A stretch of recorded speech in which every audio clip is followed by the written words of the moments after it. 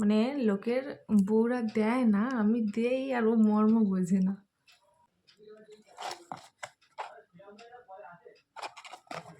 এই যে স্মার্ট ওয়াচটা দেখছো, এই স্মার্ট ওয়াচটা আমি আমার বড়মাসাকে গিফট করেছিলাম 2025-এর জানুয়ারিতে, আমাদের বিবাহবার্ষিকীতে।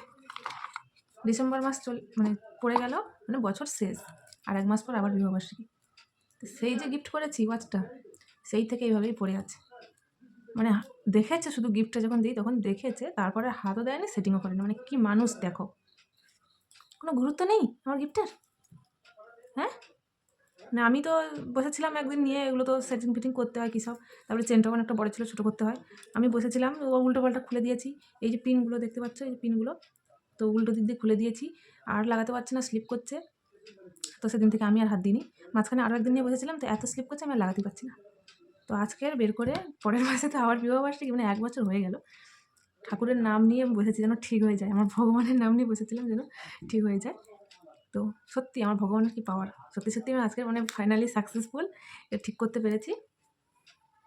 আর শুধু ঘড়ি নয়, এর একটা ওয়ারেন্টি কার্ডও আমি করেছিলাম 1 বছরের জন্য, যে যদি 1 বছরের মধ্যে কোনো অসুবিধা হয় তো ওটা রিটার্ন করতে পারবো।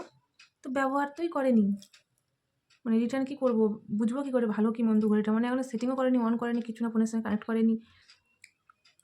এই হচ্ছে আমার বর।